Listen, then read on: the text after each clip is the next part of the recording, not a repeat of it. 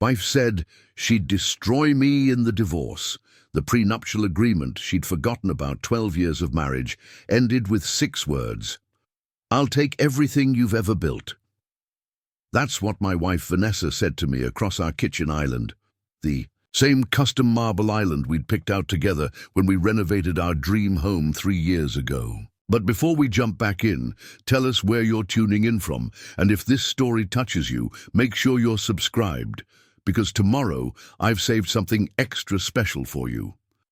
I'm Daniel Mercer, 42 years old, co-founder of Meridian Financial Advisors in Boston, Massachusetts. I built this firm from scratch with my college roommate, turning late-night conversations about ethical investing into a company that now manages over $300 million in assets.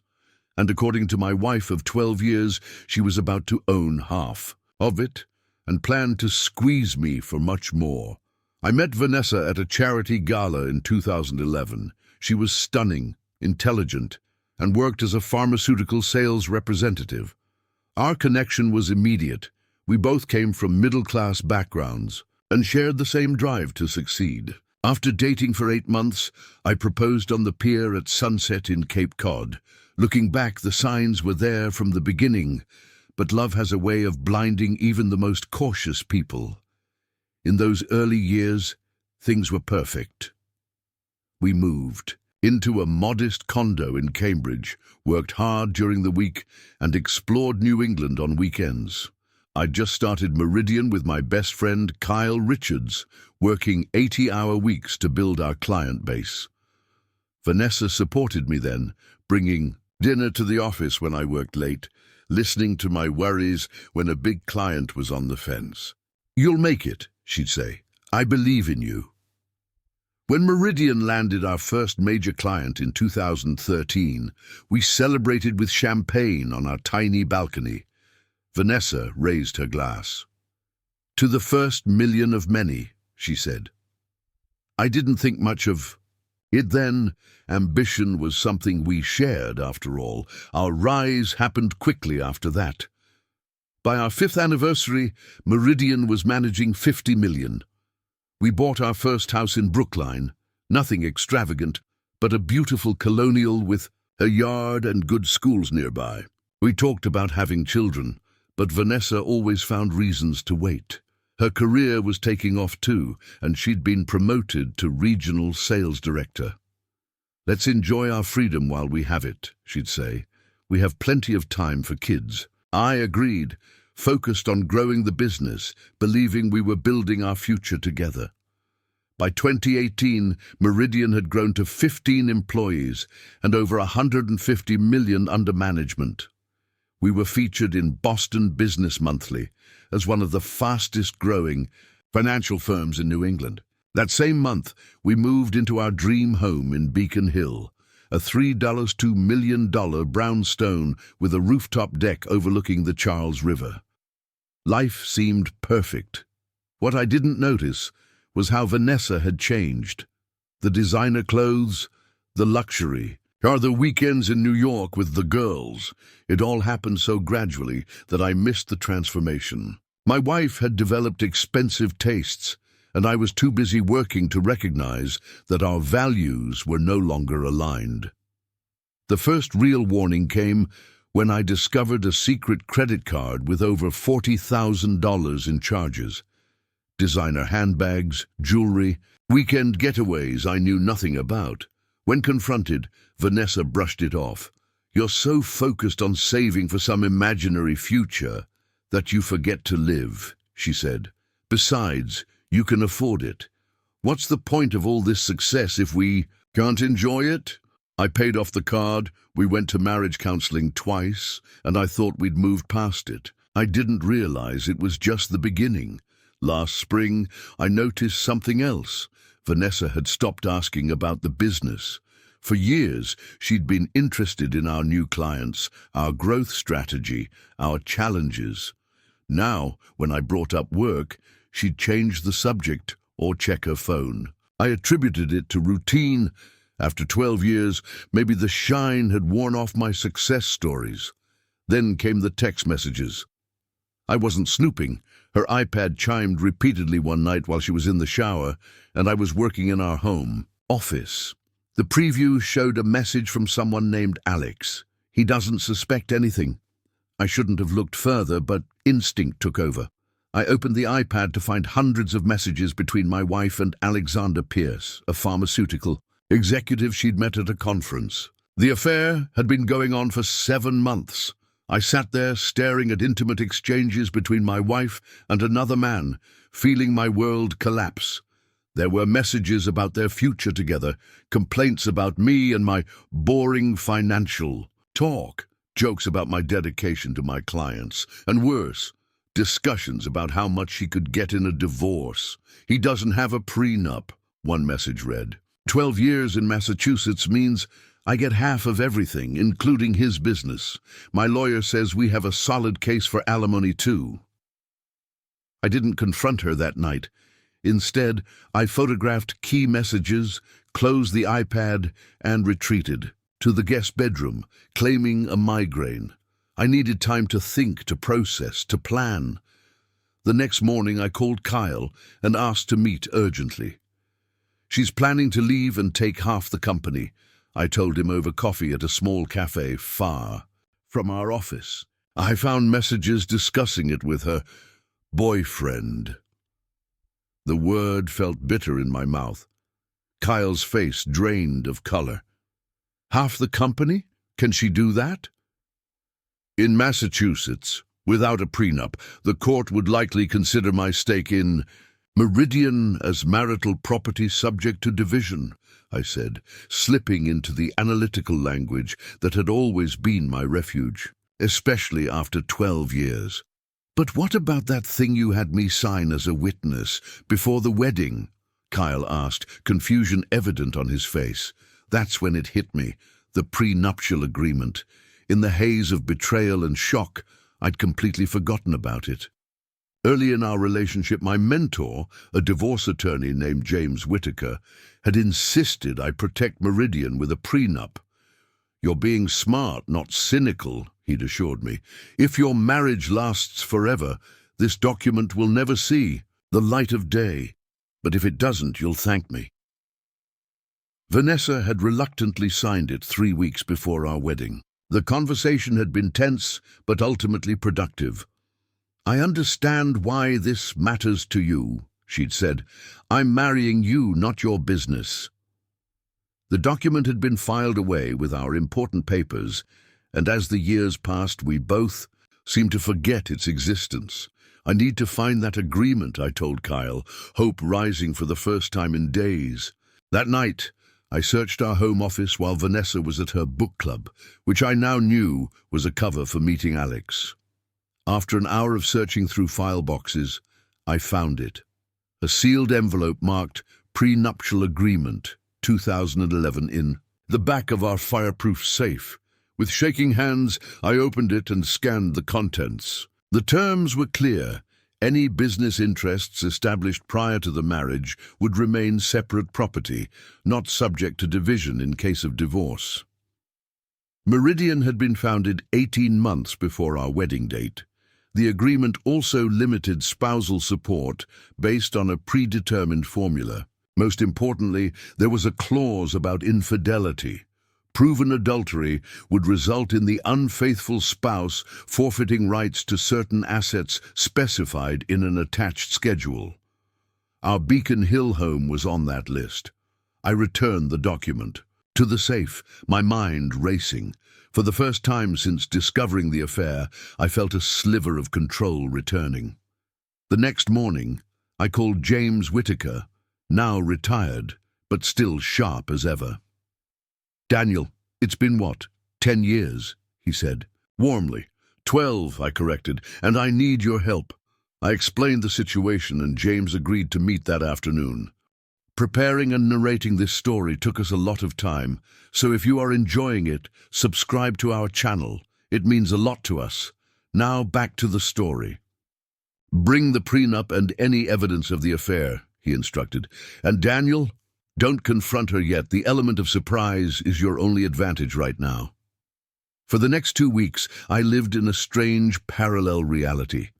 At home, I pretended everything was normal while gathering evidence and consulting with James.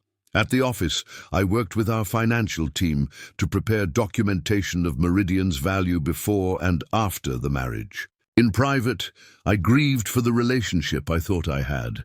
Then came the night that opened this story. I arrived home early to find Vanessa on the phone in the kitchen. She didn't hear me come in.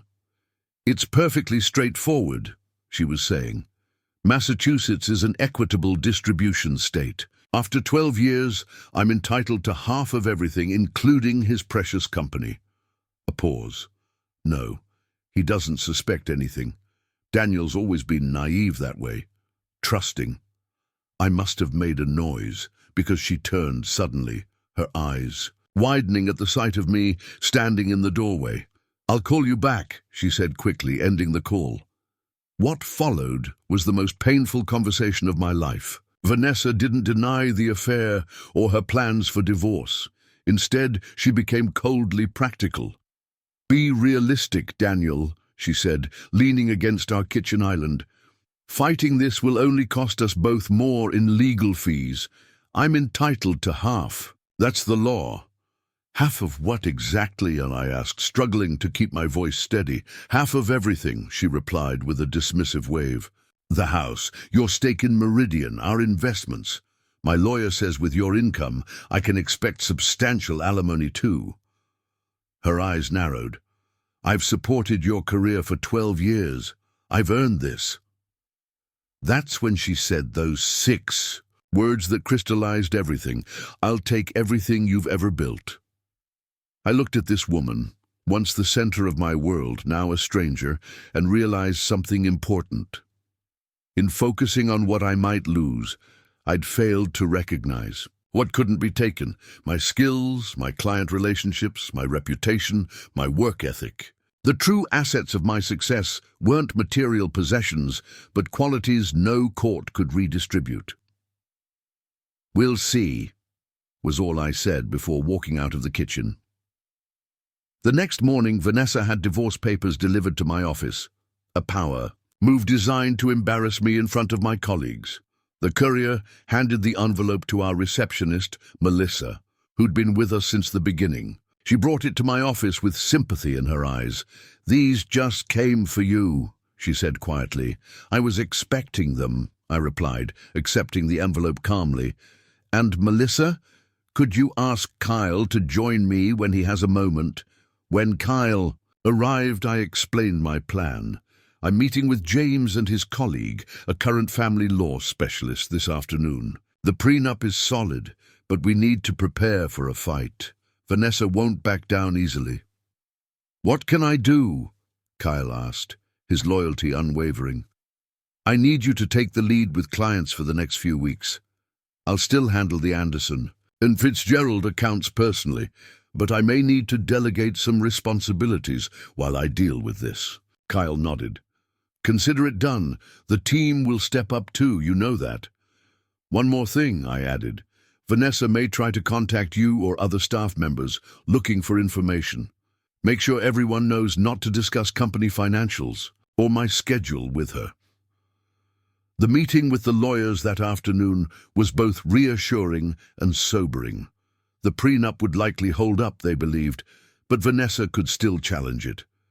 We needed to prepare for a potentially ugly legal battle. "She'll claim coercion or lack of disclosure," James warned.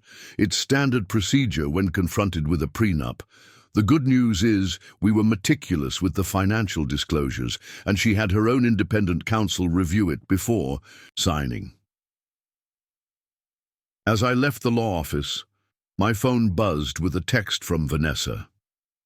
"My lawyer tells me prenups get thrown out all the time. Don't make this harder than it needs to be." She didn't know I had the agreement in hand.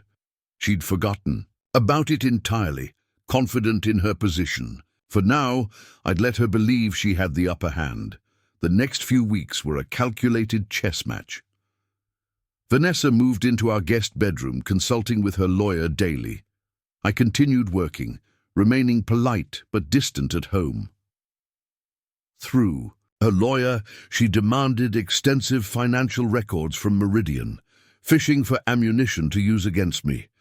Acting on James's advice, I responded through proper legal channels, providing only what was legally required. Meanwhile, we were quietly building our case, documenting the affair thoroughly and preparing to enforce the prenuptial agreement.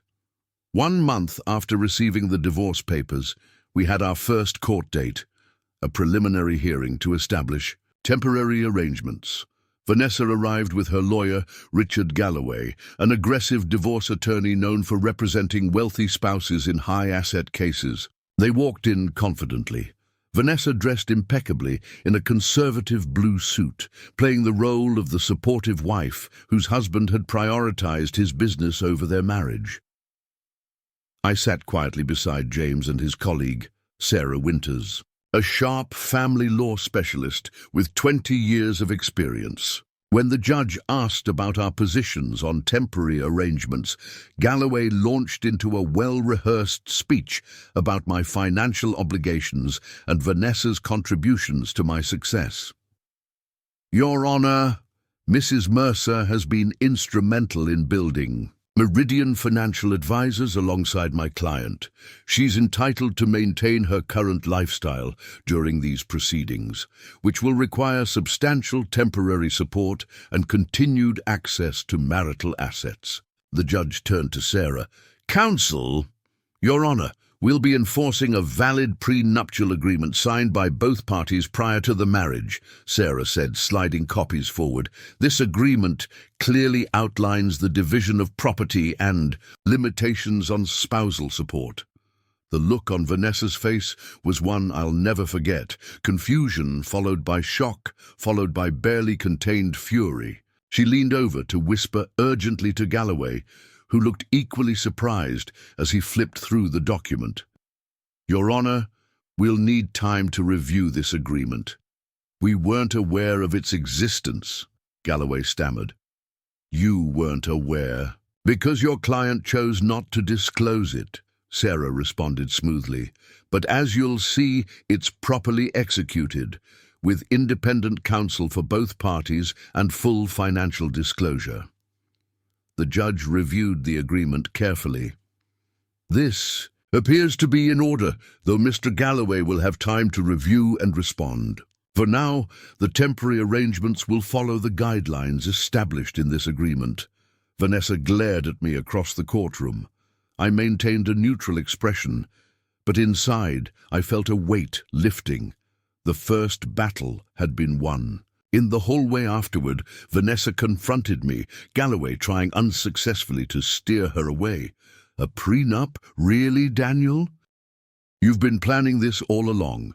No, Vanessa, I was planning for us to grow old together. You're the one who had other plans, I replied quietly, with Alex. Her face paled at the mention of his name. How did you? It doesn't matter. What matters is that I have evidence of the affair, which triggers Clause 16 in the prenuptial agreement. You might want to read that section carefully.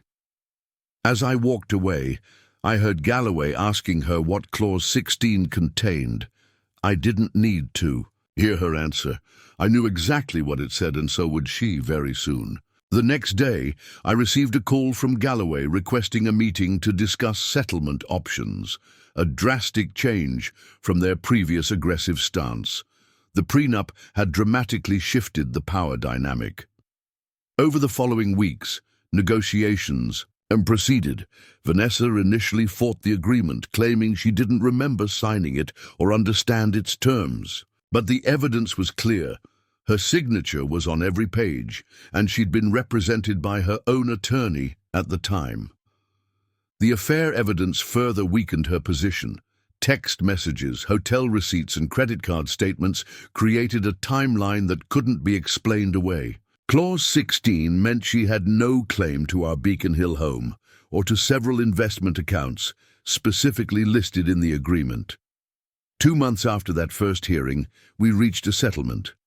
Vanessa would receive a lump sum payment significantly, smaller than the half of everything she'd expected, and no ongoing alimony.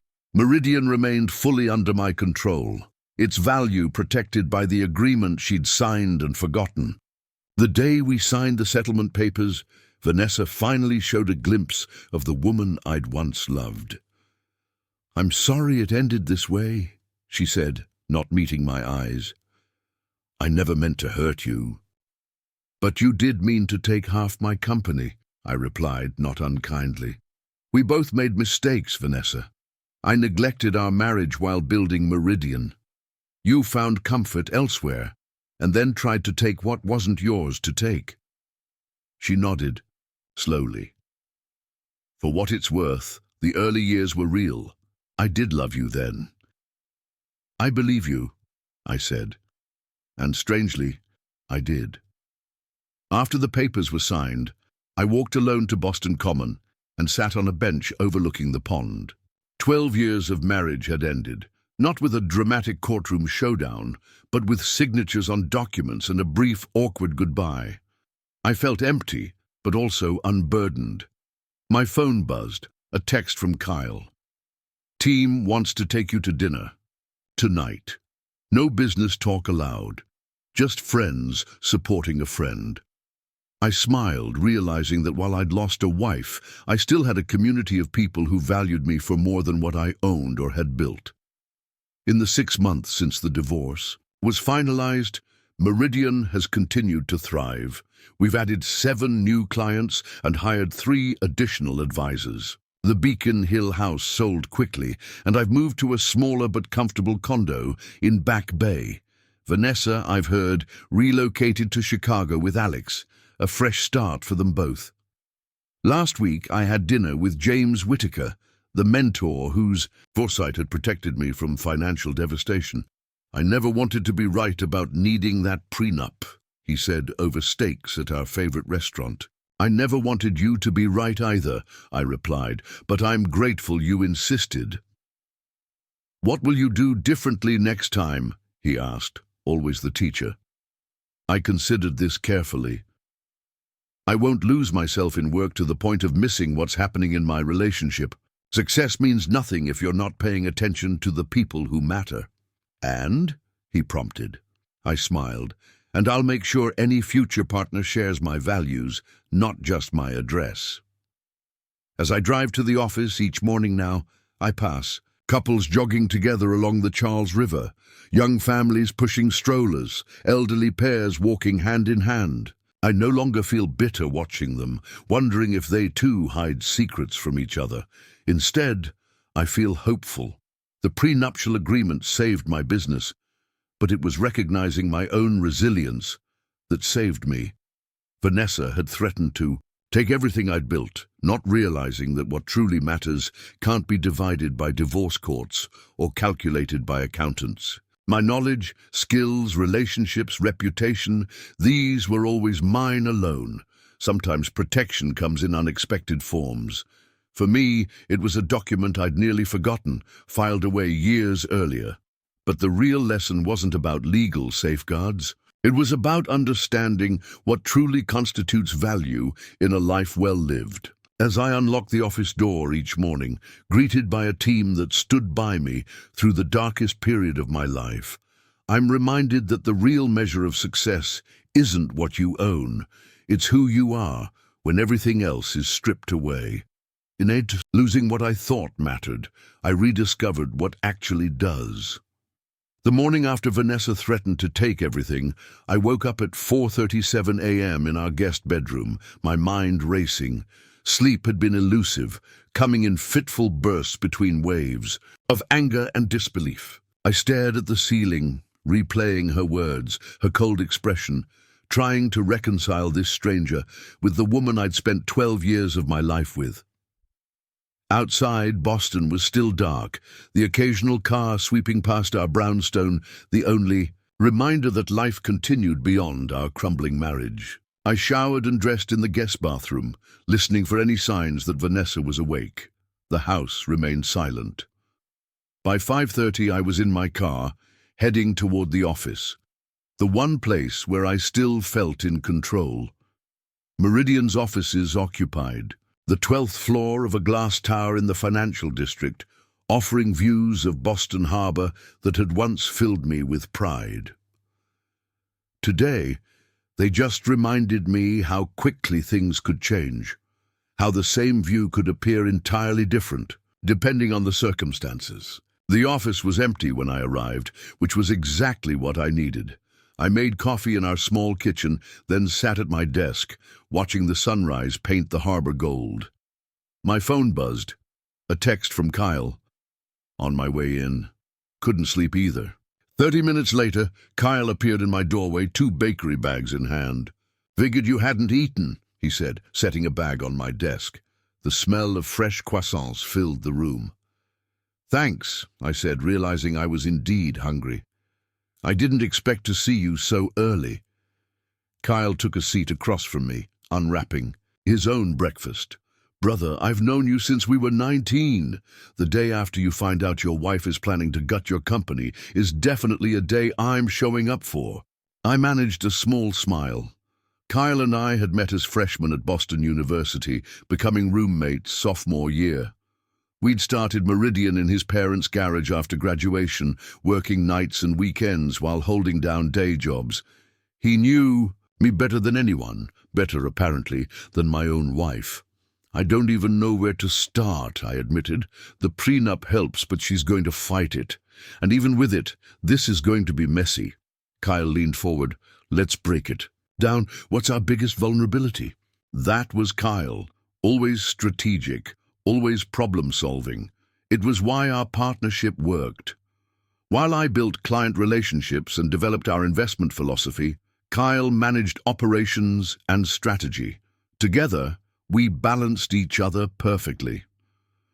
"Client confidence," I answered immediately.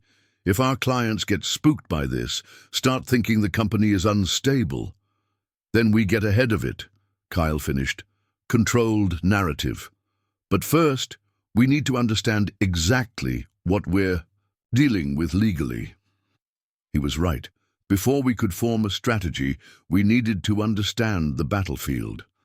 I called James Whitaker, while Kyle started researching precedents for challenged prenuptial agreements in Massachusetts. James agreed to meet us for lunch at a small Italian restaurant in the North End, private enough for a sensitive conversation. At 68, retired from his prestigious family law practice, James remained sharp and no-nonsense. He'd been my father's college roommate and had become a mentor to me after my father passed away 10 years ago. "Let me see the prenup," James said after ordering, extending his hand across the table. I'd brought a copy in a plain manila envelope. James put on his reading glasses and reviewed it carefully, his expression neutral. After several minutes, he set it down and took a sip of water. "It's solid," he said finally. "We were thorough. Full financial disclosure from both sides, separate legal representation, signed well before the wedding, all the elements that typically hold up in court. The infidelity clause is particularly strong. Most importantly, Meridian was explicitly listed as separate property." Relief washed over me. "So she can't touch the company?" James held up a cautionary hand. "I didn't say that. She can certainly try. She'll likely claim she didn't understand what she was signing, or that she was pressured, or that circumstances have changed substantially. And even with the prenup, she could be entitled to a portion of the increase in value of Meridian during the marriage." "How much?" Kyle asked, ever focused on the numbers. "Depends on her contributions. Direct contributions are easier to quantify if she invested money or worked for the company. Indirect contributions are trickier, supporting you, entertaining clients, allowing you to focus on the business." I shook my head. She never invested a dime in Meridian. And while she came to the annual holiday party and occasionally joined client dinners, she was building her own career. If anything, I was the one supporting her professionally. "Document that," James advised. "Timeline her career progression. Gather evidence of how you supported her advancement. This becomes a narrative battle as much as a legal one." "What about the affair?" I asked. "The prenup specifically addresses infidelity. James nodded. That's your strongest card, but you need irrefutable evidence. Text messages are good, but additional proof would be better. Hotel receipts, witness statements, photos, anything that establishes a pattern rather than a single indiscretion. As James spoke, I realized something that hadn't fully registered before. This would be a battle requiring strategy, evidence, and careful planning, all skills I'd developed building Meridian. The same analytical thinking that had made me successful in finance would now be essential to protecting that success. One more thing, James added, his voice softening slightly. You need to prepare emotionally. This will get ugly. She will say things about you that aren't true. She'll try to paint you as cold, workaholic, emotionally unavailable. It will hurt, especially coming from someone you loved. Don't react. Don't engage outside legal channels. Every emotional response becomes ammunition. After lunch, Kyle and I walked back toward the office in silence, both processing James's advice. Finally, Kyle spoke. You know, when we started Meridian, everyone said we were crazy. 2 kids with no connections, no family money, competing against established firms with decades of history. I nodded, remembering those early doubts. But we had something they didn't, Kyle continued. We cared more, we worked harder, we built relationships while they rested on reputation. That's what this is about now, using what we already know how to do. He was right. The skills that had built our company would now protect it. As we walked, I began mentally cataloging our assets beyond the physical and financial, the intangible, resources that would prove crucial in the coming battle. First were our client relationships. Over 12 years, we'd built a loyal client base who trusted us with not just their money, but their hopes, fears, and dreams. These weren't just accounts. They were people who believed in our approach and values.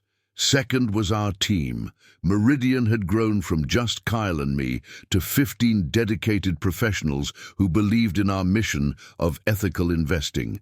They weren't just employees, they were partners in our vision.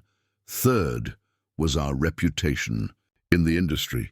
We'd earned respect for our integrity, transparency, and consistent results. This goodwill represented years of proven reliability. Fourth was our network. From other financial professionals to attorneys, accountants, and business leaders, we'd cultivated relationships throughout Boston's business community based on mutual respect and shared values. Back at the office, I called an emergency meeting with our leadership team. Kyle, our Chief Investment Officer Marina Chen, and our Operations Director Tyler Brooks. These were the people I trusted most at Meridian, and they needed to know what was happening. I have some difficult personal news to share, I began, once we were seated in the conference room. Vanessa and I are divorcing. It's not amicable, and she's threatening to go after my ownership stake in Meridian. The shock was evident on their faces, followed quickly by concern. I'm telling you this, not just because you're my friends, but because this could potentially impact the company. I want to assure you that I have a prenuptial agreement that should protect Meridian's interests, but things might get messy for a while. Marina, direct as always, asked, "What do you need from us?" "Transparency with discretion," I replied. "Our clients need to know there's no change in our management or investment philosophy, but we don't need to broadcast my personal situation. If clients ask directly, we acknowledge the divorce, but emphasize that the company remains stable under the same leadership." Tyler nodded. "We should prepare a specific communication strategy. Some clients might hear rumors or be approached by competitors trying to exploit the situation." "Already on it," Kyle said. "Daniel and I will draft something this afternoon." Marina's analytical mind was already processing implications.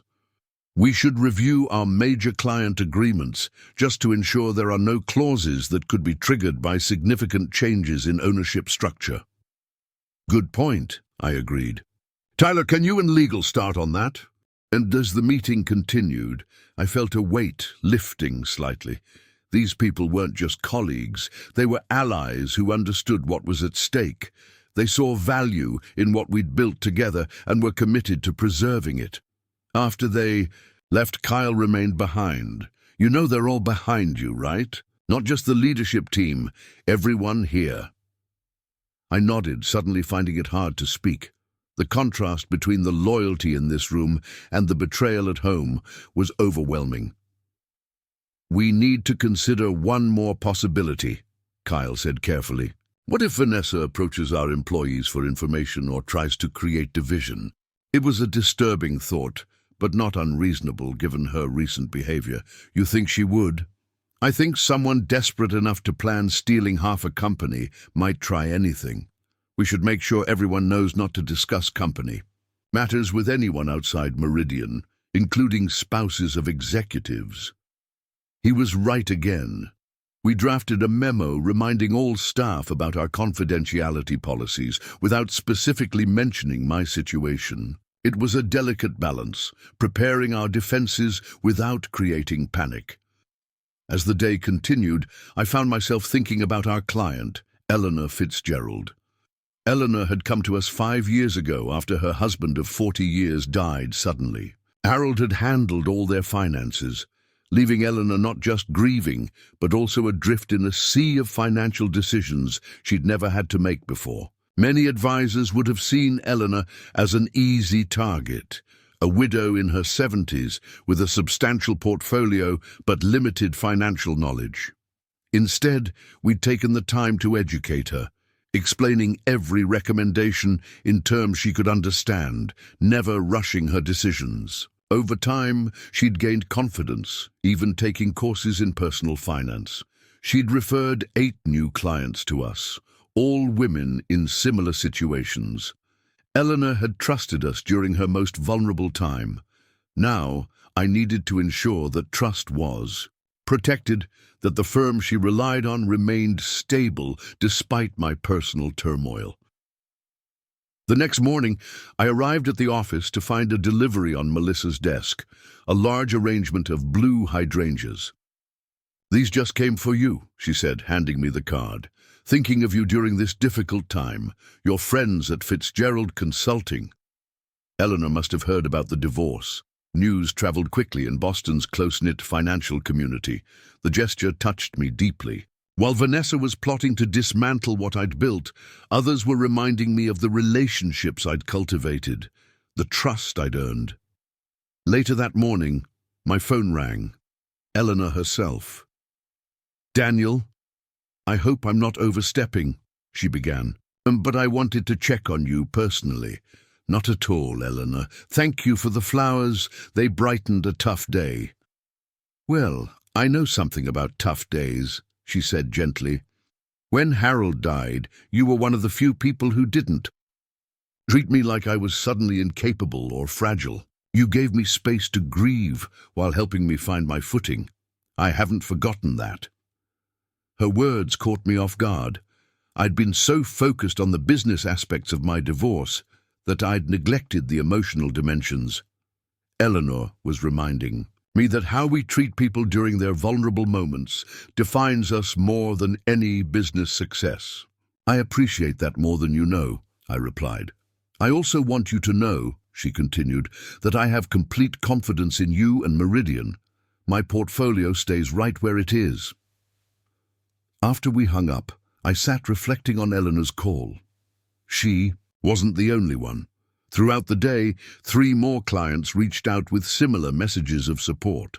Word was spreading faster than I'd anticipated, but the response wasn't what I'd feared. Instead of uncertainty or concern, our closest clients were expressing confidence and loyalty. That evening, I received an unexpected call from Michael Donovan, CEO of Atlantic Healthcare Group, one of Boston's largest hospital networks, and a potential client we'd been courting for months. "Daniel, I heard about your situation," he began. "Without preamble, my first wife took me for everything she could get. It's brutal." "I appreciate the solidarity, Michael," I replied, unsure where this was heading. Here's the thing. We're ready to move forward with Meridian on that employee retirement plan proposal you presented. My CFO wanted to wait, given your personal situation, but I told him that's exactly why we should sign now. I was confused. I'm not following. In my experience, nothing shows a person's true character like how they handle adversity, Michael explained. I've been watching how you're managing this situation. No public drama, no bad-mouthing your ex, just quiet professionalism. That tells me everything I need to know about how you'll handle our account. By the end of the week, Atlantic Healthcare had signed a contract that would increase our assets under management by $42 million, our largest new client of the year. What Vanessa had intended as a devastating blow was paradoxically opening new doors. The following Tuesday, I received a call from Jason Chen, Marina's brother, and a respected journalist at Boston Business Journal. Daniel, I'm hearing whispers about a potential legal battle over Meridian's ownership. Care to comment? My heart raced. This was exactly what we'd been trying to avoid, public speculation about the company's stability. But I also recognized an opportunity to shape the narrative. Jason, yes, I'm going through a divorce. It's a private matter that I don't care to discuss in detail. What I can tell you is that Meridian Financial Advisors remains stable and secure under its current management team. In fact, we've just signed Atlantic Healthcare Group as a new client, and we're expanding our ethical investing division next month. There was a pause on the line. That's not the story I was expecting, Jason admitted. Most firms facing ownership disputes don't expand operations. We're not most firms, I replied simply. The article Jason published 3 days later was headed, Meridian Financial Expands, Despite Personal Challenges for Founder. It positioned the divorce as a footnote rather than the headline, focusing instead on our growth strategy and recent client acquisition. The piece even included a quote from Michael Donovan, praising our steady leadership and innovative approach to ethical investing. When I showed the article to James Whitaker at our next meeting, he smiled approvingly. You're reframing the narrative. Good. This makes it harder for Vanessa's team to suggest the divorce threatens Meridian's stability. It wasn't planned, I admitted. I just answered honestly. Sometimes the best strategy is simply the truth, well told, James replied. Now, let's discuss what we found in the financial investigation. James slid a folder across the table. Inside was a detailed analysis conducted by a forensic accountant he'd recommended, a comprehensive examination of our marital finances over the past 5 years. There are some interesting patterns here, James noted, pointing to several highlighted sections. Large cash withdrawals from your joint account, credit card charges at hotels when Vanessa claimed to be at conferences. And this is particularly noteworthy. She opened a separate bank account 6 months ago that you weren't aware of. I stared at the evidence of Vanessa's deception. The separate account was the most troubling. According to the report, she'd been transferring small amounts from our joint account, nothing large enough to trigger my attention, but consistent enough to accumulate over $30,000. This suggests premeditation, James explained. She's been planning this for at least 6 months, setting aside funds, establishing financial independence. This strengthens our case that the divorce is primarily her initiative, not a mutual decision or a response to any action on your part. I felt a complex mix of emotions, vindication that my suspicions were confirmed, but also a deeper sense of betrayal. The affair had been painful enough, but this level of calculated planning suggested our entire recent history had been a lie. There's something else, James continued, turning to another page. The forensic accountant found evidence that Vanessa has been researching business valuation methods specific to financial advisory firms. She's been preparing to challenge the valuation of Meridian. This was concerning. Valuation of financial service firms was notoriously subjective, depending heavily on client relationships, retention rates, and growth projections. A skilled attorney could argue for wildly different valuations based on which metrics they emphasized. "We need our own comprehensive valuation," I said. "Someone with specific experience in financial advisory firms who can defend their methodology, in court if necessary." James nodded. "I've already reached out to Patricia Winters. She specializes in valuing professional service firms and has testified successfully in numerous high-asset divorce cases." As we continued reviewing the findings, a pattern emerged that I hadn't fully appreciated before. Throughout our marriage, I had consistently supported Vanessa's career ambitions, paying for her executive MBA, accommodating her travel schedule, celebrating her promotions. Meanwhile, she had been systematically positioning herself to maximize her claim on my assets. "There's one more thing we should discuss," James said, his tone becoming more serious. "The possibility of additional evidence of the affair. The text messages are compelling, but if this goes to trial, more substantial proof would strengthen our position considerably." I knew what he was suggesting, hiring a private investigator. The thought made me uncomfortable. Despite everything, some part of me still recoiled at the idea of spying on Vanessa. Is that really necessary? We have the prenup, the financial evidence, both of which she'll challenge, James reminded me gently. "The infidelity clause in your prenup is our strongest position, but only if we can prove the affair conclusively. Remember, she's not just going after a portion of the marital assets, she specifically targeted your business. This isn't about fair division, it's about taking what you've built." Put that way, the decision became clearer. This wasn't about vengeance or invasion of privacy. It was about defending what I'd spent my adult life creating, not just for myself, but for Kyle, for our employees, for clients like Eleanor, who trusted us with their financial security. "Make the call," I said finally. Walking back to the office, I reflected on how much had changed in just 2 weeks. The initial shock and betrayal remained, but they were now accompanied by a growing clarity about what mattered most, and what I was willing to fight for. At Meridian, I found the leadership team waiting in the conference room for our regular strategy meeting. As I joined them, I was struck by the contrast between these relationships and my failing marriage. Here, there was transparency, shared purpose, mutual respect, all the elements that had been eroding at home without my fully noticing. "Before we start," Marina said, "we have some news. Richardson Capital reached out this morning. They're consolidating their advisory relationships and considering moving their full portfolio to us." Richardson was currently a minor client, with only about $5 million under our management. The total portfolio was closer to $70 million. "What prompted this?" I asked, surprised.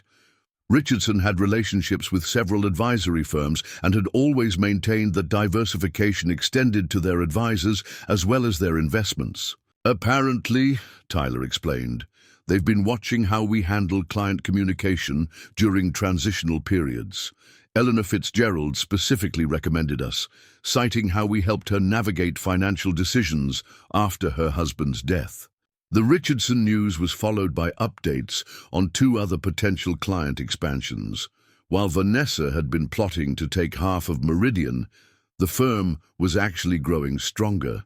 Our assets under management had increased by nearly 8% in just 2 weeks, an astonishing rate in our industry. After the meeting, Kyle lingered behind again. "You know what's happening, right? This isn't despite your divorce. In some strange way, it's because of it."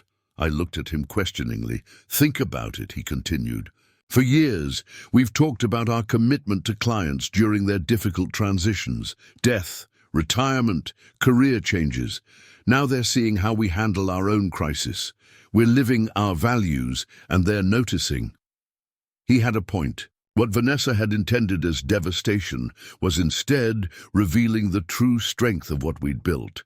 Not just a company that managed money, but a community built on trust that became most visible precisely when tested.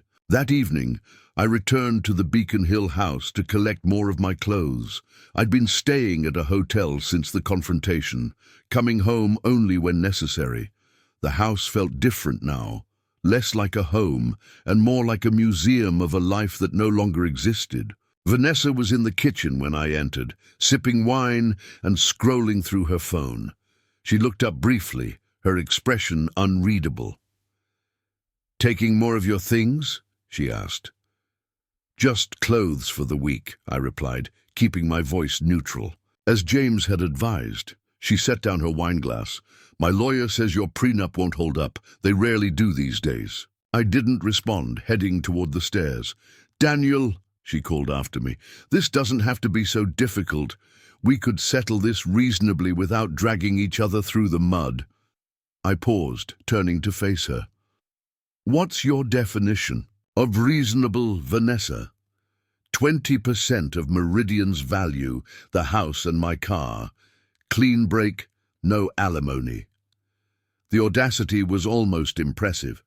20% of Meridian would give her millions for a marriage she'd already abandoned emotionally, while potentially forcing me to buy out her share or bring in outside investors. "I'll discuss it with my lawyer," I said, continuing upstairs.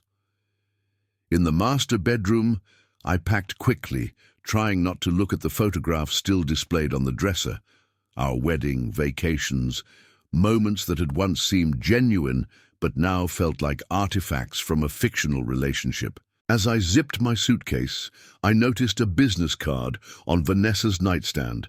Alexander Pierce, VP of Business Development, followed by his phone number and email. She wasn't even trying to hide the affair anymore. Downstairs, Vanessa was still in the kitchen. "Your counteroffer?" she asked as I headed for the door. "You'll hear from James," I replied, then added, "I saw Alex's card upstairs. Bold choice." Her expression hardened. "We're both adults, Daniel. The marriage was over long before Alex." "That's not how I remember it," I said, "but I'm sure the judge will be interested in your timeline." Outside, the evening air felt cleansing. As I drove toward my hotel, I realized something important. Vanessa's threat to take everything had forced me to identify what everything actually meant. And in doing so, I'd discovered that what mattered most couldn't be divided. In divorce court, my phone buzzed with a text from Kyle. "Good news! Patricia Winters can start the valuation next week." Also, Eleanor Fitzgerald referred another client today. "Dinner tomorrow to celebrate?" I smiled, typing back a quick affirmative. Vanessa had intended to diminish me, to take half of what I'd built. Instead, she'd inadvertently revealed that what I'd truly built, relationships, trust, reputation, was beyond her reach. These were the hidden assets that no court could divide, no settlement could diminish. Tomorrow would bring new challenges in this unwanted battle. But tonight, I understood with startling clarity that I wasn't fighting just to keep what was mine. I was fighting to honor what 12 years of work had created, not just for me, but for everyone who had placed their trust in Meridian and in me. 3 weeks after Vanessa's threat, I found myself sitting in Patricia Winters' office in the financial district, surrounded by graphs, spreadsheets, and valuation models of Meridian financial advisors. Patricia was exactly as James had described, meticulous, forthright, and deeply knowledgeable about valuing financial service firms. At 57, with steel-gray hair in a practical bob and wire-rimmed glasses, she projected the perfect blend of authority and approachability. "Based on industry standards, comparable transactions, and your financial history, I've established a defensible valuation range for Meridian," she explained, sliding a bound report across her desk. The key is documenting how much of the firm's value existed before your marriage versus how much was created during. I flipped through the comprehensive analysis. The numbers were substantial. Meridian had grown exponentially since its founding. The report clearly delineated premarital value from marital appreciation, with detailed justifications for every calculation. "This is impressive," I said, noticing how she'd addressed potential counter-arguments before they could be raised. Patricia nodded, tapping the report with one manicured finger. "The important section is the analysis of goodwill, specifically the distinction between enterprise goodwill and personal goodwill. Your soon-to-be ex will try to claim all goodwill is marital property. We've documented why a significant portion is attributable to your personal reputation, skills, and client relationships that predated the marriage." As I studied the report, I realized Patricia had captured something essential about Meridian that many outsiders missed. While the firm had substantial value on paper, our assets under management, revenue streams, and physical infrastructure, much of our true worth resided in intangibles. Our investment philosophy, our client-centered approach, the trust we'd built over years of proven performance. "What do you expect their strategy will be?" I asked. Patricia removed her glasses, cleaning them thoughtfully with a microfiber cloth. "Based on what you've shared, they'll likely pursue two angles. First, they'll try to inflate Meridian's value by emphasizing recent growth and projecting it indefinitely forward. Second, they'll attempt to minimize the premarital foundation and your personal goodwill, claiming the firm's success is primarily due to developments during the marriage. And your recommendation? Be proactive, not reactive. File your proposed division based on this valuation before they present theirs. It establishes the baseline for negotiations and forces them to justify deviations." As I left Patricia's office, report tucked securely in my briefcase, I felt a shift in my perspective. For weeks, I'd been responding to Vanessa's threats, reacting to her moves. Patricia's advice highlighted the need to change my approach, to seize initiative rather than simply defending against attacks. That evening, instead of returning to my hotel, I drove to the small park near Boston Harbor where Kyle and I had first sketched out the business plan for Meridian on a battered notebook. The early spring air carried a hint of the ocean as I sat on the same bench where, 15 years earlier, two recent college graduates had dared to imagine competing with established financial giants.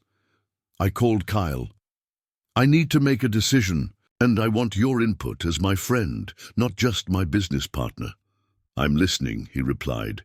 Patricia completed the valuation. "It's solid, but it's also clear that no matter how strong our legal position is, this fight will be costly, financially and emotionally. I'm considering offering Vanessa a settlement." Kyle was silent for a moment. "What kind of settlement?" "A clean break, lump sum that's generous but preserves Meridian's integrity. No ongoing ownership, no entanglements." "And you think she'd accept it?" I sighed, watching a sailboat cut across the harbor. "I don't know. Her lawyer will push for more, but ultimately it's her decision how far to take this." "What does James think?" "He believes it's worth trying. Says sometimes people want the fight more than the outcome. But if she's rational, a guaranteed sum now might be more attractive than an uncertain amount later, especially with the prenup and the evidence we have." Kyle's voice was thoughtful. "As your business partner, I support protecting the company. As your friend, I just want you to be able to move forward, whatever that takes." After we hung up, I remained at the bench, thinking about moving forward. For weeks, I'd been focused on defending what I had built. Now, I needed to consider what I wanted to build next, both professionally and personally. The next morning, I met with James and Sarah at their office to discuss the settlement proposal. Sarah had prepared a draft offer based on Patricia's valuation and our earlier discussions. The key, Sarah explained, is making it attractive enough to consider, but not so generous that it undermines the prenuptial agreement. We're offering this as a courtesy and efficiency, not because we doubt our position. James nodded in agreement. The timing is important too. Their discovery requests are just beginning. If Vanessa wants to avoid having her private communications and financial activities scrutinized in detail, this offers a dignified exit before things get truly intrusive. I reviewed the proposal carefully. It offered Vanessa a lump sum of $1, $8 million, a significant amount, but far less than the half of everything she'd threatened to take. She would keep her car and personal possessions while I would retain the house, with the understanding I'd likely sell it. Most importantly, she would relinquish any claim to Meridian, now or in the future. If she rejects this, I asked, what's our next move? Full discovery, Sarah replied without hesitation. Financial records, communications, detailed timeline. Of the affair, we depose her, Alexander Pierce, and anyone else with relevant information. We'll need to determine if any marital assets were used to facilitate the affair or if she diverted funds in preparation for the divorce. The process sounded exhausting and ugly, but I also recognized its strategic value. Discovery cuts both ways. While we would be subject to scrutiny, so would Vanessa and her activities. Let's do it, I decided. Send the offer. As I left the attorney's office, I felt a strange sense of liberation. For the first time since finding those text messages, I was taking decisive action rather than just responding to circumstances. Whether Vanessa accepted the settlement or not, I was charting my own course forward. Back at Meridian, I found an unexpected visitor waiting in reception. Robert Jenkins, founder of Boston Legacy Planning, one of our friendly competitors. At 63, Robert was a respected figure in Boston's financial community, known for his integrity and old-school approach to client relationships. "Daniel," he greeted me warmly, "got time for coffee? There's something I'd like to discuss." Intrigued, I took him to a nearby cafe, curious about this unusual visit. "I'll get straight to the point," Robert said after we'd ordered. "I'm planning to retire at the end of the year. My clients know this, and I've been approached by several large firms offering to buy my practice. But that's not what I want for my clients." I listened, understanding his concern. Large financial institutions often acquired smaller practices for the assets, then standardized services in ways that lost the personal touch clients had valued. "I've watched how you operate at Meridian," Robert continued. "Your investment philosophy, your client approach, it aligns with what I've built. I'd like to discuss the possibility of Meridian acquiring my practice." The opportunity was significant. Boston Legacy Planning managed approximately $220 million in assets for about 75 clients, predominantly multi-generational family portfolios focused on wealth preservation and transfer. "I'm honored you'd consider us, Robert," I replied sincerely, "but I should be transparent. I'm going through a divorce that could potentially affect Meridian. It wouldn't be right not to mention it." Robert nodded. "Word travels in our circles." "That's actually part of why I'm here." I raised an eyebrow questioningly. "3 of my clients also work with Meridian for portions of their portfolios," he explained. "They've mentioned how impressed they've been with how you're handling this situation. No drama, no interruption in service, just quiet professionalism. That tells me you're the right kind of person to trust with my clients' futures." Our conversation continued for nearly 2 hours, discussing potential structures for the acquisition, transition plans for Robert's clients, and how his team might integrate with ours. By the time we parted, we had the framework of an agreement that would benefit both firms, and more importantly, would serve the best interests of the clients who had trusted Robert for decades. As I walked back to Meridian, I found myself thinking about legacy, not just Robert's, but my own. What would define my professional life when I eventually stepped back? The clients served, certainly, the investment returns generated, but perhaps, most importantly, the values demonstrated, especially during challenging times. The settlement offer was delivered to Vanessa's attorney that afternoon. Now, all we could do was wait for their response. I tried to focus on work, but found my thoughts returning repeatedly to the potential acquisition of Boston Legacy Planning. It represented not just business growth, but also validation. Confirmation that our approach at Meridian resonated with others in the industry who prioritized client relationships over transactional efficiency. 2 days later, Melissa informed me that Richard Galloway, Vanessa's attorney, had called requesting a meeting. James advised caution. "Let me reach out to him first," he suggested. "This could be a negotiating tactic, getting you in a room without your counsel present." The following morning, James called with an update. "Galloway says Vanessa is considering our offer, but has some questions. They're willing to meet next week. Both clients and both attorneys present." "What's your read on this?" I asked. "Mostly positive," James replied. "The fact that they're willing to discuss rather than rejecting outright suggests some interest, but be prepared for a counteroffer and some theatrical posturing." The meeting was scheduled for Tuesday at James's office. In the meantime, I threw myself into preparations for potentially acquiring Robert's practice. Kyle and I spent the weekend developing financial models, integration plans, and client communication strategies. The work was energizing, forward-looking and constructive in a way that contrasted sharply with the divorce proceedings.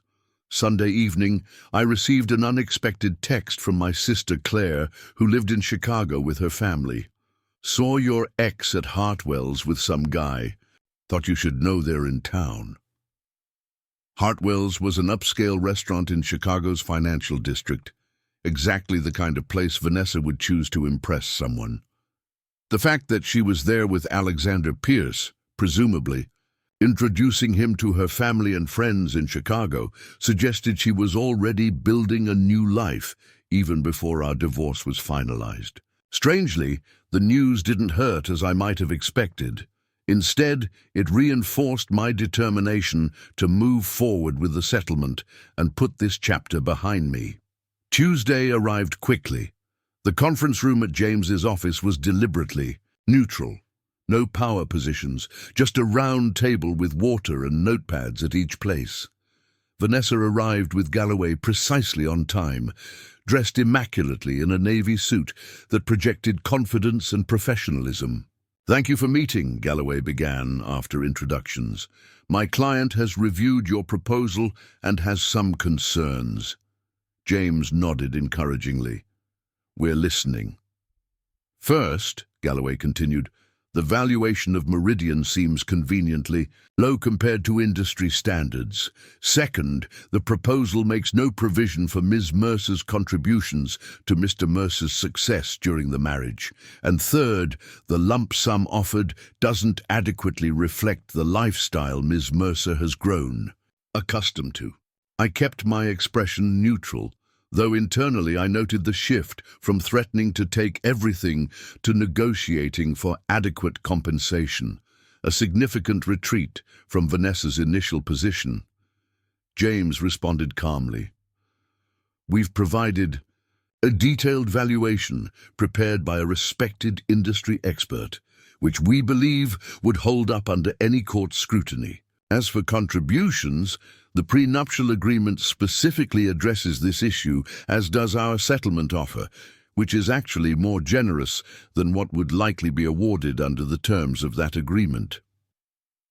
Vanessa spoke for the first time, her voice cool. "The prenup was signed 12 years ago when Daniel's business was worth a fraction of what it is today. Circumstances have changed substantially." "Indeed they have," James agreed, "but Massachusetts courts have consistently upheld prenuptial agreements in similar circumstances, particularly when both parties had independent legal counsel and full financial disclosure at the time of signing, as was the case here. He left unspoken the other changed circumstance, Vanessa's affair. But the implication hung in the air. Galloway cleared his throat. My client is prepared to make a counteroffer, $3 million plus the Beacon Hill house. It was a substantial increase from our offer, but still less extreme than Vanessa's initial threats. Progress, perhaps. We'll need to consider this, James replied diplomatically. The meeting continued for another hour, with both sides presenting arguments for their positions. Throughout, I observed Vanessa carefully. Behind her composed exterior, I detected something unexpected: fatigue. The confident woman who had threatened to take everything seemed diminished somehow, as though the reality of our ending marriage had finally begun to register. As we prepared to conclude, Vanessa asked an unexpected question. "Is it true you're acquiring Robert Jenkins' practice?" The inquiry caught me off guard. The discussions with Robert weren't public knowledge yet. "We're exploring several growth opportunities," I replied carefully. "Nothing has been finalized." Her eyes narrowed slightly. "Interesting timing." After they departed, James turned to me. "She's fishing for information about Meridian's expansion plans, probably trying to determine if the company's value might increase substantially in the near future. Or looking for evidence that I'm hiding assets or planning major changes that would affect valuation," I added. "Either way," Sarah noted, "it shows they're taking our offer seriously enough to investigate alternatives. That's positive."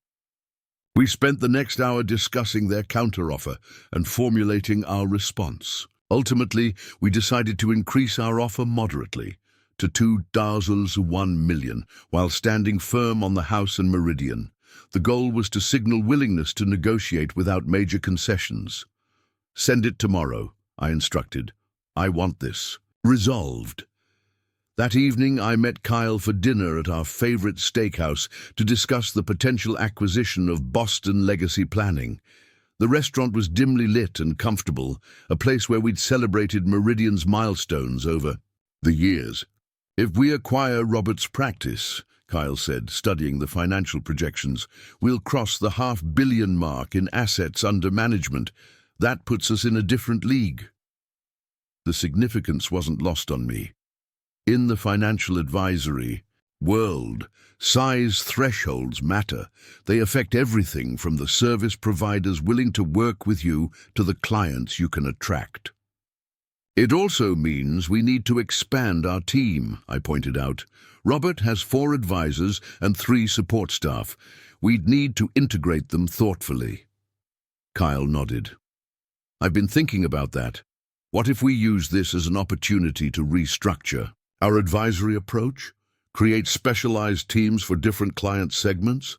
Dean, as we discussed the possibilities, separating our high-net-worth individual practice from our institutional clients, creating a dedicated team for multi-generational wealth planning, I felt a growing excitement. This was the future of Meridian taking shape, a vision extending far beyond my divorce and Vanessa's threats. "You know," Kyle said thoughtfully after our entrees arrived, "a month ago, you were worried Vanessa might destroy everything we've built.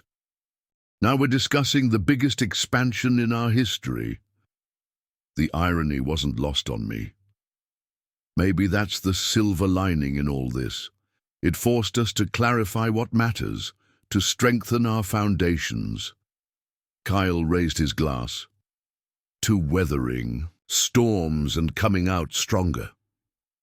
We clinked glasses, and I felt a moment of genuine optimism for the first time in weeks. The next morning, James called with unexpected news. Vanessa's lawyer had requested another meeting, this time with just the attorneys present. They were scheduled to meet that afternoon. "What do you think it means?" I asked. "Could be several things," James replied. "They might be ready to negotiate more seriously, or they found something they think gives them leverage. I'll know more after the meeting. The waiting was torture. I tried to focus on work, reviewing client portfolios, and participating in our investment committee meeting, but my thoughts kept returning to what might be happening in that attorney conference room. Finally, at nearly 5 o'clock, James called. "We have a tentative agreement," he announced without preamble. My heart raced. "Details? 3 million lump sum. You keep the house. She keeps her personal possessions and vehicle. Most importantly, she relinquishes any claim to Meridian, now or in the future." The amount was higher than our counteroffer, but still represented a significant retreat from Vanessa's initial demands. What changed her mind? James chuckled softly. Several factors, I think. For one, our private investigator's report came back with substantial evidence of the affair, evidence that would be publicly filed if we went to trial. Galloway acknowledged discreetly that his client preferred privacy. I understood immediately. While Boston's financial community might already suspect Vanessa's infidelity, having concrete evidence become part of the public record would be embarrassing for both her and Alexander Pierce, potentially affecting their professional reputations. Also, James continued, I believe your soon-to-be ex has other priorities now. Galloway mentioned she's considering relocating to Chicago. A clean break with guaranteed funds facilitates that move. Chicago, where Claire had spotted them. At Hartwell's, it made sense. Alexander Pierce was based there, and Vanessa had family connections in the area. She was literally preparing to start a new life. When can we finalize? I asked. They're preparing documents now. If all goes smoothly, we could sign next week. After I hung up, I sat at my desk, staring out at the Boston skyline glittering in the early evening light. The city had been my home for over 20 years. Through college, the founding of Meridian, my marriage to Vanessa. Now it would be the backdrop for this new chapter of my life. I realized I needed to mark this moment of decision somehow, to acknowledge the transition from defending what I had to building what would come next. On impulse, I called Eleanor Fitzgerald. Eleanor, it's Daniel Mercer. I'm wondering if you might be available for lunch tomorrow? There's something I'd like to discuss with you. Eleanor, ever gracious, agreed immediately. Is noon at Serene Gardens suitable? I've been meaning to try their new spring menu. The next day, I met Eleanor at the small restaurant near the public garden. At 82, she remained elegant and sharp, dressed in a lilac suit with a pearl necklace that had been her mother's. This is unexpected, but delightful, she said after we'd ordered. What's on your mind, Daniel? I wanted to thank you. I began. Your support during these past difficult weeks has meant more than you know. And I've been thinking about what you said, about how I helped you find your footing after Harold died. Eleanor nodded encouragingly. The truth is, I'm at a similar crossroads now. Not the same circumstances, obviously, but a moment of having to redefine my path forward. And I realized that part of that means expanding Meridian's focus on helping clients through major life transitions. You were one of our first clients in that category, and you've referred several others with similar needs. Life transitions are when people most need sound financial advice, Eleanor observed, and often when they're most vulnerable to poor decisions. Exactly. So I wanted to ask if you'd consider joining a new client advisory board we're forming. Your perspective would be invaluable as we develop this specialty further. Eleanor's eyes lit up with interest. What would this involve? Quarterly meetings to review our communication approaches, educational materials, and service model. Your insights would help shape how we support clients navigating significant changes: retirement, loss of a spouse, inheritance, career transitions. I'd be honored, Eleanor replied without hesitation, on one condition. What's that? Her expression softened. that you remember to apply these same principles to your own transition. Sometimes those of us who help others navigate change forget to give ourselves the same grace and time." Her words struck a chord. I had been so focused on protecting Meridian and resolving the divorce that I'd given little thought to my own emotional recovery process. "I'll try," I promised. As we finished lunch, I shared the news about the settlement agreement. Eleanor listened attentively, then offered her characteristic wisdom. "Endings are never easy, Daniel, even when they're necessary. But they create space for new beginnings. The question now is, what will you begin?" It was the perfect framing for the decision point I'd reached. The defense of what I'd built was essentially complete. Now came the more meaningful challenge, deciding what to build next, both professionally and personally. That afternoon, I called Robert Jenkins and officially proposed Meridian's acquisition of Boston Legacy Planning. He accepted enthusiastically, and we agreed to announce the merger to our respective teams the following morning. Next, I contacted a real estate agent about listing the Beacon Hill house. The property held too many memories of a failed relationship to serve as my home going forward. It was time for a fresh start. Finally, I drafted an email to Meridian staff announcing two initiatives: the acquisition of Boston Legacy Planning and the formation of a specialized division focused on transition, planning for clients experiencing major life changes. The message concluded with a personal note. "As many of you know, I've been navigating my own significant life transition these past months. Your support and dedication during this time have demonstrated the true character of our team. Together, we've not only maintained our standard of excellence, but have positioned Meridian for unprecedented growth. I'm deeply grateful for your partnership and excited about the journey ahead." As I pressed send, I felt the weight of uncertainty lifting. The path forward wasn't perfectly clear, but I had taken the first decisive steps toward building something new from the foundation that remained solid despite Vanessa's threats. My phone buzzed with a text from James. "Documents are ready for review. We can sign Monday if they look acceptable." I replied immediately, "Let's do it. Time to move forward." That night, I stood on the balcony of my hotel room, looking out over the city. Boston's lights reflected on the Charles River, creating ribbons of gold against the dark water. Behind me lay weeks of defensive maneuvering and legal strategies. Before me stretched possibilities I couldn't yet fully envision. Vanessa had threatened to take everything I'd built. Instead, she had inadvertently forced me to recognize what couldn't be taken and to begin building something even more meaningful on that foundation. The conference room at James Whittaker's law office was silent, except for the sound of pens on paper, as Vanessa and I signed the final divorce settlement.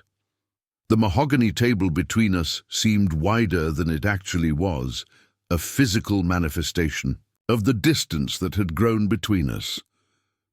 James sat at my side, while Richard Galloway flanked Vanessa, both attorneys watching carefully as we initialed each page of the agreement. I glanced up briefly as Vanessa signed the last document. Her face was composed, unreadable, though I thought I detected relief beneath her professional facade. When it was my turn, I signed without hesitation, feeling a curious blend of sadness and liberation as I completed my signature. "That's everything," James confirmed, gathering the documents. "Copies will be filed with the court today, and we expect the judge to approve the settlement within the week. Upon approval, the funds will be transferred to Ms. Wilson's account, as specified." "Thank you," Vanessa said, standing and smoothing her skirt. It was the first word she'd spoken during the entire 30-minute signing session. As we all rose, there was an awkward moment, the kind that occurs when a significant relationship ends not with drama but with paperwork and polite formalities. 12 years of marriage concluded in half an hour of signatures and legal jargon. "I wish you well, Daniel," Vanessa said finally, extending her hand. It was a surprisingly formal gesture from someone who had known every intimate detail of my life for over a decade. "You too," I replied, accepting the handshake. Her hand felt small and cool in mine, familiar, yet somehow belonging to a stranger. And then it was over. Vanessa and Galloway left first, their footsteps fading down the hallway. I remained standing, feeling strangely untethered. "Congratulations," James said quietly. "I know this isn't a celebration exactly, but you've protected what matters most to you. That's a victory worth acknowledging." "Thank you," I replied, "for everything." "What will you do now?" he asked. I looked out the window at the Boston skyline, the afternoon sun glinting off glass and steel. "Build," I said simply. Back at Meridian that afternoon, I called a meeting with Kyle and the leadership team. They gathered in our conference room, faces expectant. These people had supported me through the most challenging period of my professional life, and they deserved to hear the news directly from me. "The divorce is finalized," I announced. "The settlement preserves Meridian's integrity completely. Vanessa has no claim on the company now or in the future." Relief visibly washed over the room. Marina, our chief investment officer, was the first to speak. "That's wonderful news, Daniel, for you personally and for all of us." "What's the next step with the Boston Legacy acquisition?" Tyler asked, ever focused on operations. "Now that this cloud of uncertainty has lifted," I replied, "we can accelerate. I'll meet with Robert tomorrow to finalize details.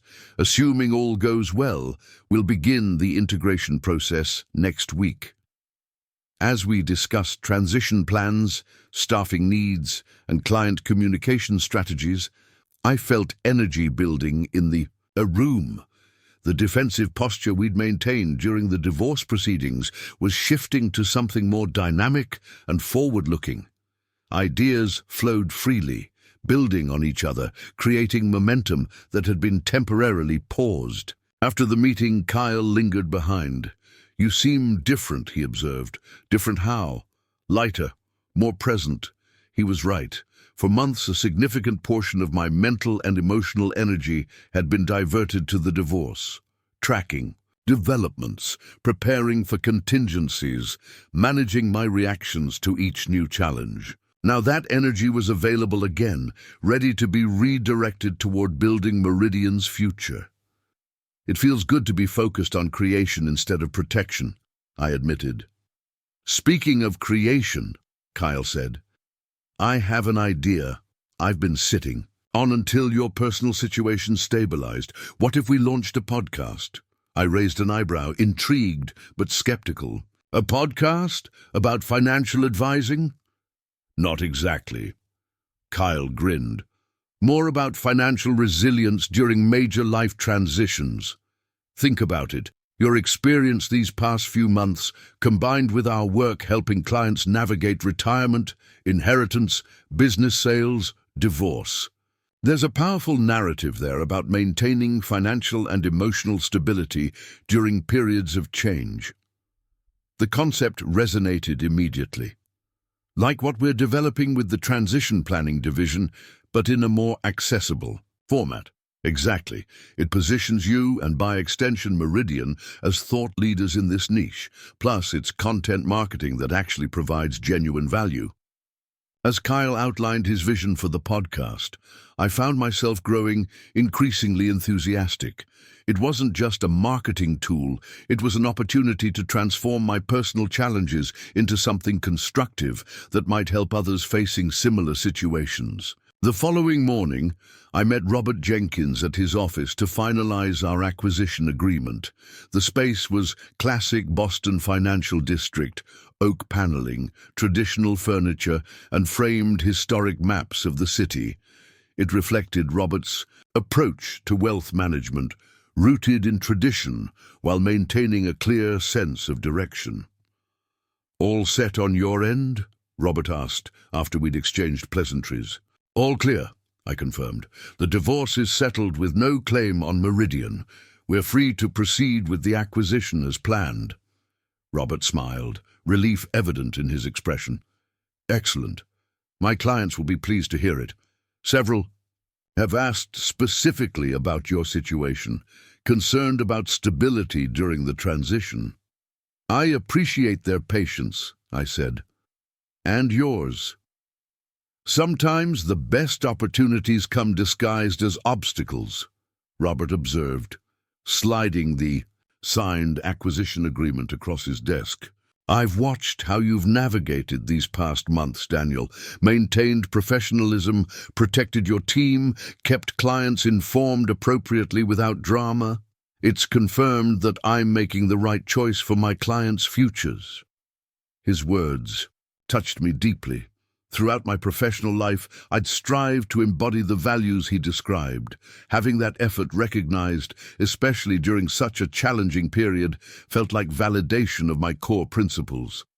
With the agreement signed, we moved to the practical aspects of the transition. Robert had already informed his team about the acquisition. Now we needed to coordinate client communications, system integration, and office logistics. His practice would maintain its current location for 6 months during the transition. Then, consolidate with Meridian's offices. I'd like to host a series of small client dinners, I suggested, groups of 6 to 8 clients, with you and me both present, along with their primary advisor from your team.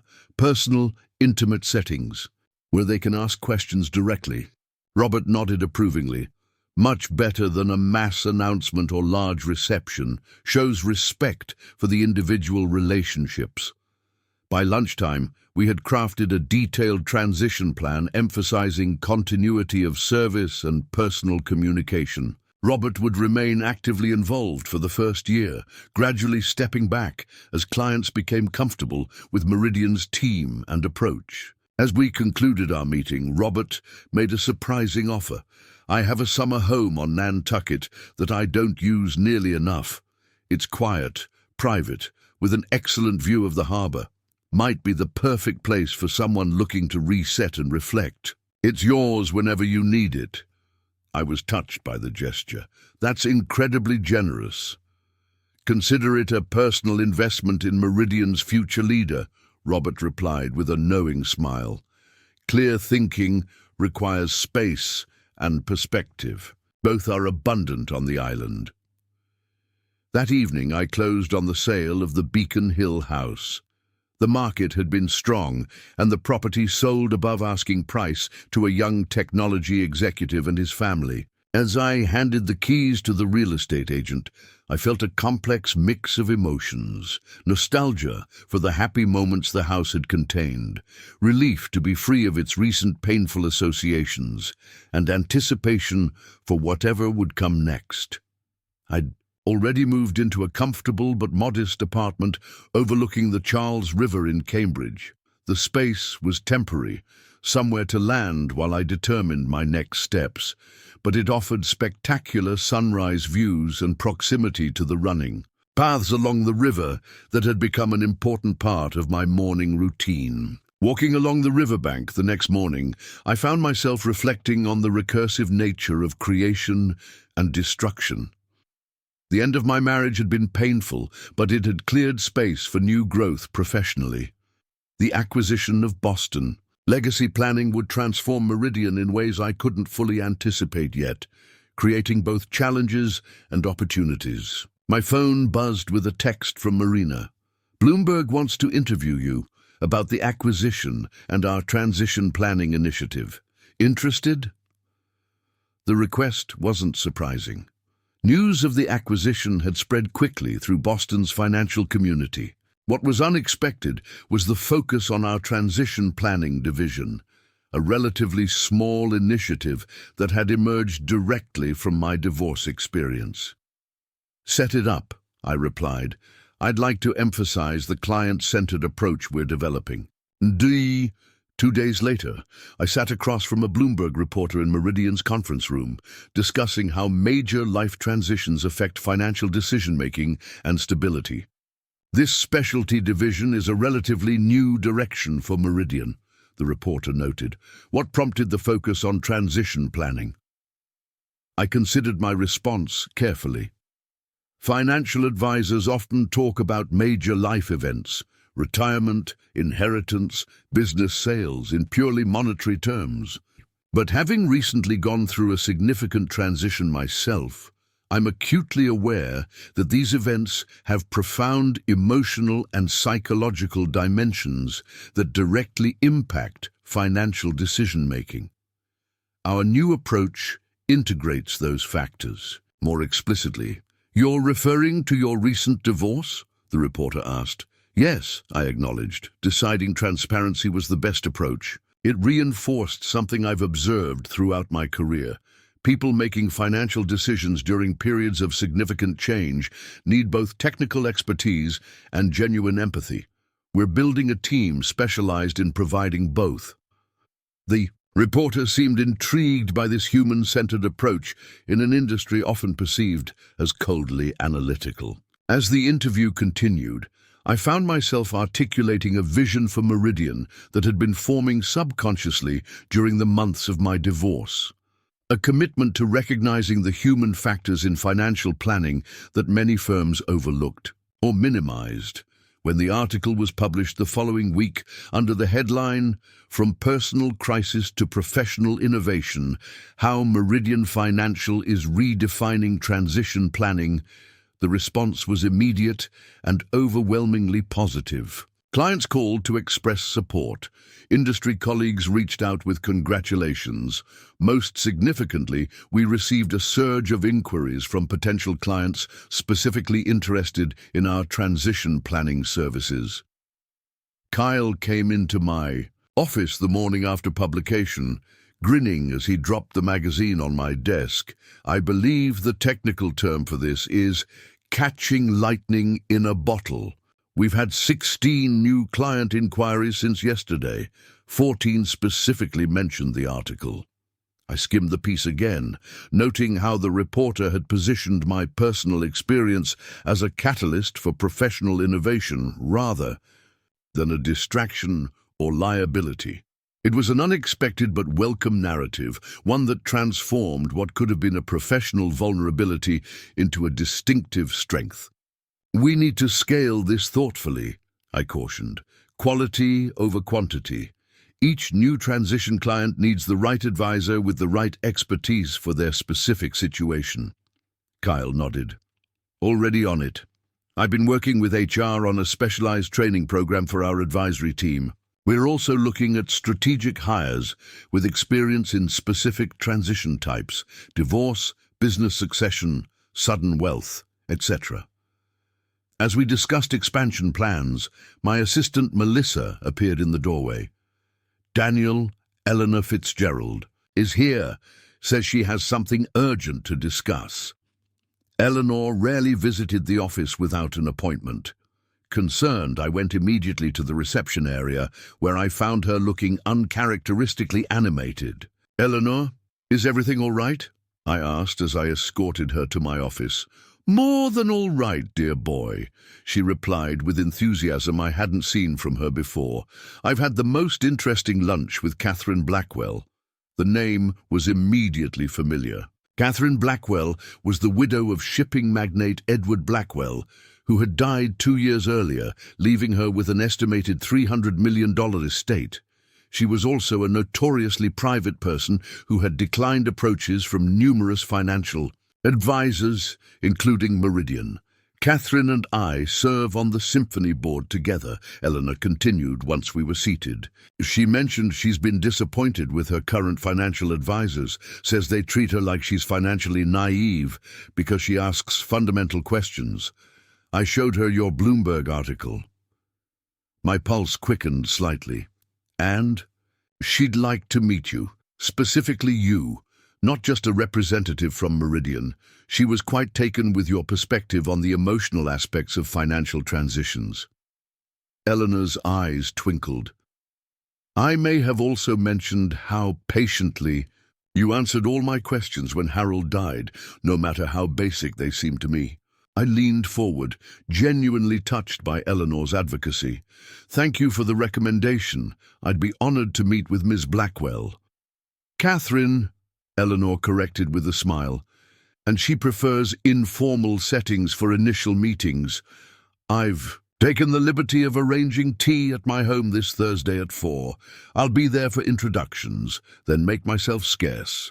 As Eleanor departed, Kyle appeared in the doorway, eyebrows raised questioningly. "Eleanor may have just opened the door to Catherine Blackwell's account," I explained, still processing the opportunity. Kyle's eyes widened. "The Catherine Blackwell? The one who's turned down every major firm in Boston?" I nodded, equally amazed. "Apparently, she read the Bloomberg article and connected with our approach to transition planning." Eleanor arranged a meeting. "This is huge," Kyle said, excitement evident in his voice.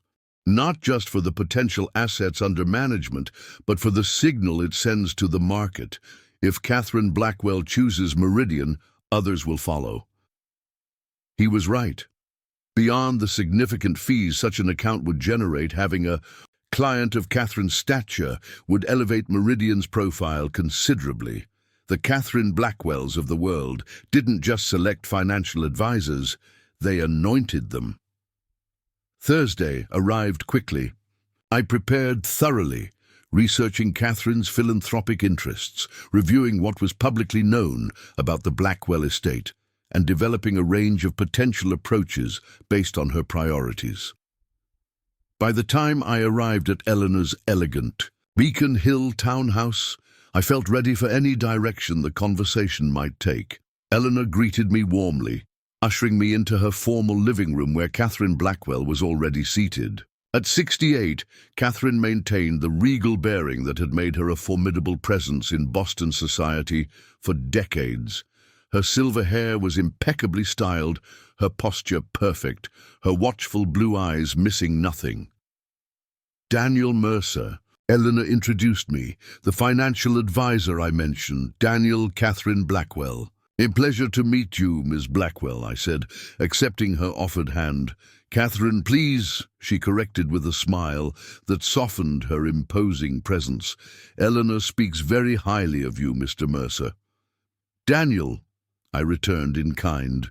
Eleanor excused herself to check on the tea, though I suspected she was deliberately giving us privacy to establish a connection.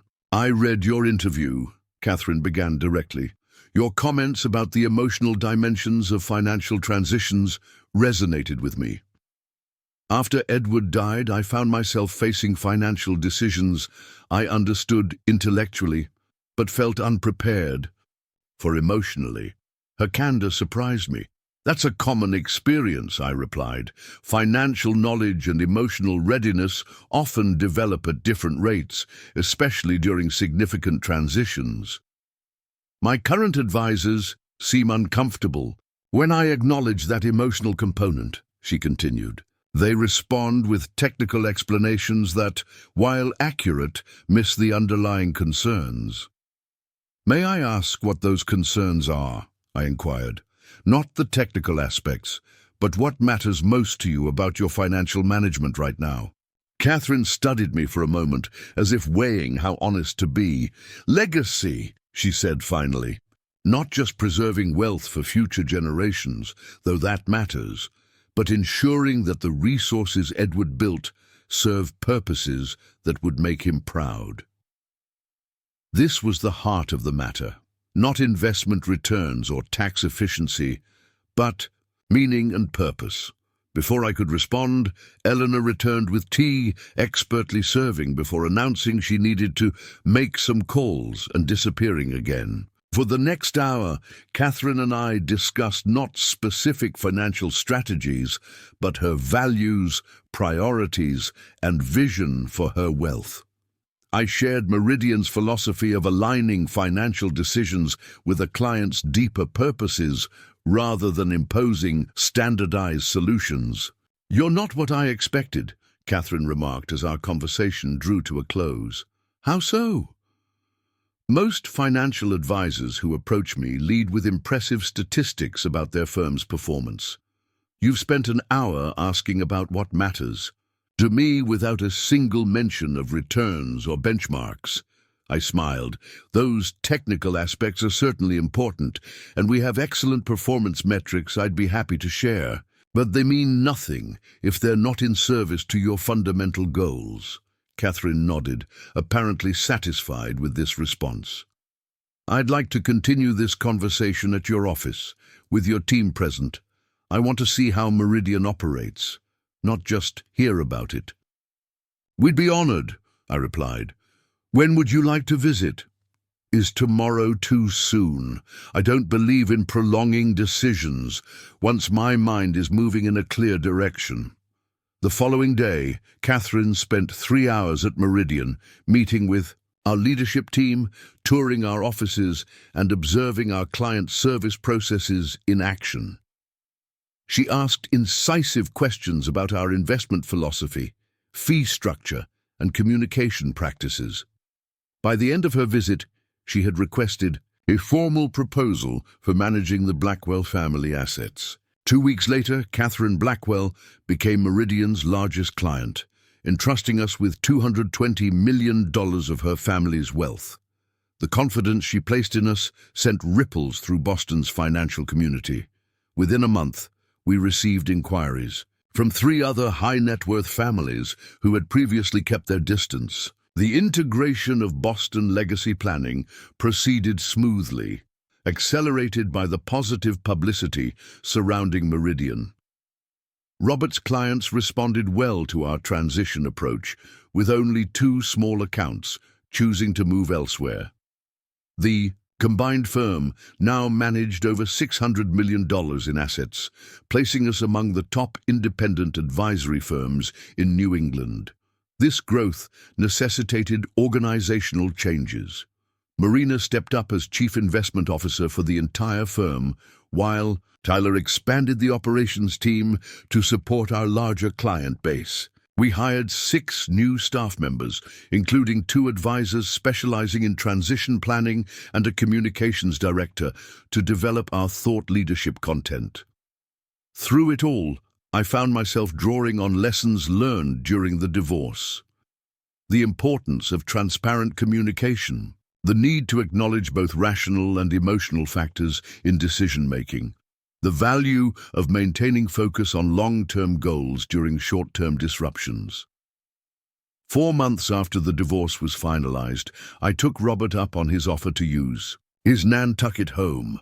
The summer season was winding down, leaving the island quieter but still pleasantly warm. The house was everything he'd described.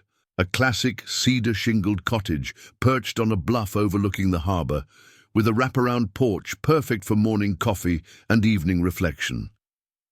On my second evening there, sitting on the porch, watching sailboats return to harbor as the sun set, I received an unexpected text from Kyle. Look who's on the cover of Boston Business Monthly. He attached a photo of the magazine's latest issue. There I was on the cover, standing in Meridian's offices, arms crossed, expression confident but approachable. The headline read, "The Resilience Factor, How Daniel Mercer Transformed Personal Setback into Professional Growth." I hadn't known the article was being published, much less that it would feature me so prominently. Curious and slightly apprehensive, I downloaded the digital edition. The piece was a profile of Meridian's rapid expansion, focusing on how our transition planning specialty had differentiated us in a crowded marketplace. It positioned my divorce not as a liability, but as a crucible that had forged a more empathetic and innovative approach to client service. When Mercer's ex-wife reportedly threatened to take everything in their divorce, the article stated, she inadvertently catalyzed a period of remarkable growth for Meridian Financial. Instead of becoming distracted or defensive, Mercer channeled the experience into developing specialized services for clients facing major life transitions. The article went on to detail our acquisition of Boston Legacy Planning, the Catherine Blackwell account, and our expanding team. It included quotes from clients and industry colleagues praising our integrated approach to the financial and emotional aspects of wealth management. Most surprisingly, it contained a brief statement from Vanessa. Daniel has always been skilled at finding opportunity in challenges. I'm not surprised he's transformed a difficult personal period into professional innovation. I read her quote several times, unsure how to feel about this unexpected public acknowledgement. It was gracious, even complimentary, a stark contrast to her threats during our divorce. Had she genuinely recognized something positive in the situation? Or was this image management on her part? Perhaps it didn't matter anymore. As I set the magazine aside and returned my gaze to the harbor, I realized how far I'd come since that night in our kitchen when Vanessa had threatened to destroy everything I'd built. The threat had forced me to distinguish between what could be taken and what couldn't, between the tangible assets that could be divided in divorce court and the intangible qualities that truly defined my professional identity. My phone buzzed again with a text from Robert. Excellent article. The best revenge, as they say, is living well, or in your case, building well. Building well. The phrase captured perfectly what had emerged from the wreckage of my marriage. Not just preservation of what existed before, but creation of something new and stronger. Meridian wasn't just surviving Vanessa's threats. It was thriving because of how we'd responded to them. The sun dipped below the horizon, painting the sky in brilliant oranges and pinks. I remained on the porch long after darkness fell, listening to the sound of waves against the shore and planning the next phase of building for myself, for Meridian, and for the clients who trusted us to guide them through their own transitions. From ending to beginning, 1 year after signing the divorce papers, I stood at the podium in the grand ballroom of the Boston Harbor Hotel, surveying the gathered crowd of 300 financial professionals. The New England Financial Leadership Awards had become the premier recognition event in our industry, and tonight, Meridian Financial Advisors was being honored as Advisory Firm of the Year. Success isn't just measured in assets under management or client retention rates, I began, the room falling silent as I spoke.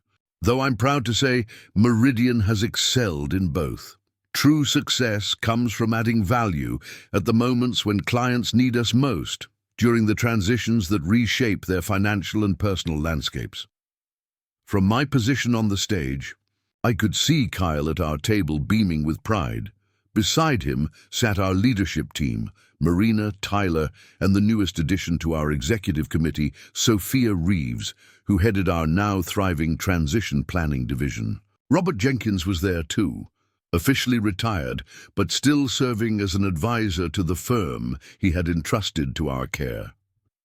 When my ex-wife told me she would destroy everything I'd built, I faced a choice, I continued, addressing directly the personal story that had become so publicly intertwined with Meridian's success. I could focus on protecting what existed, or I could redirect that energy toward building something better. With the support of an extraordinary team and the trust of clients who believed in our vision, we chose to build. As I accepted the Crystal Award, applause filling the room, I reflected on how thoroughly Vanessa's threat had failed. Meridian now managed over $2 billion in assets, having more than doubled in size since the divorce. Our transition planning division had become a specialized practice group of 15 professionals serving clients nationwide. The podcast Kyle had suggested, Financial Transitions, had just recorded its 100th episode and consistently ranked among the top financial programs on major platforms. The reception following the ceremony buzzed with energy as colleagues offered congratulations and competitors studied us with newfound interest. I circulated through the crowd, expressing gratitude to the clients, partners, and team members who had contributed to our success. Among those offering congratulations was James Whitaker, now fully retired but still keenly interested in my progress. When you came to my office 18 months ago, worried about losing your company in the divorce, did you ever imagine this outcome? He asked, gesturing to the award I still carried. Not even close, I admitted.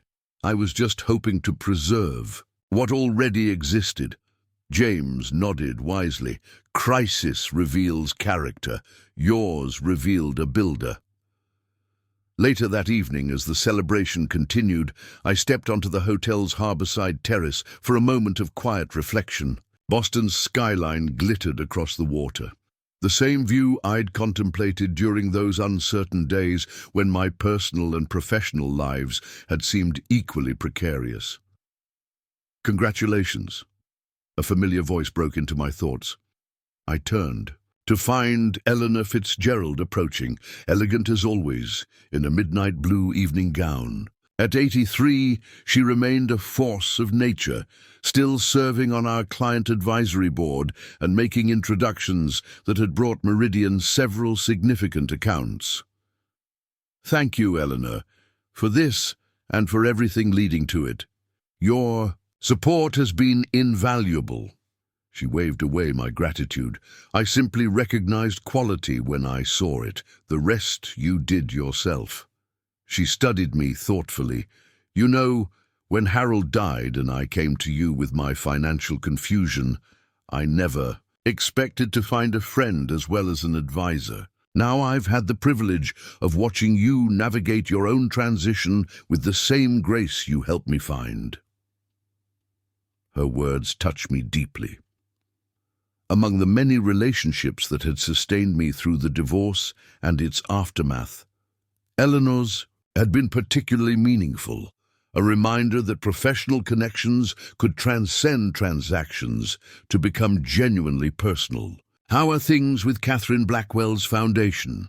Eleanor inquired, changing the subject. "I heard the launch event was quite successful." The Catherine Blackwell Foundation had been established 6 months earlier, with Meridian providing both financial guidance and strategic philanthropic advice.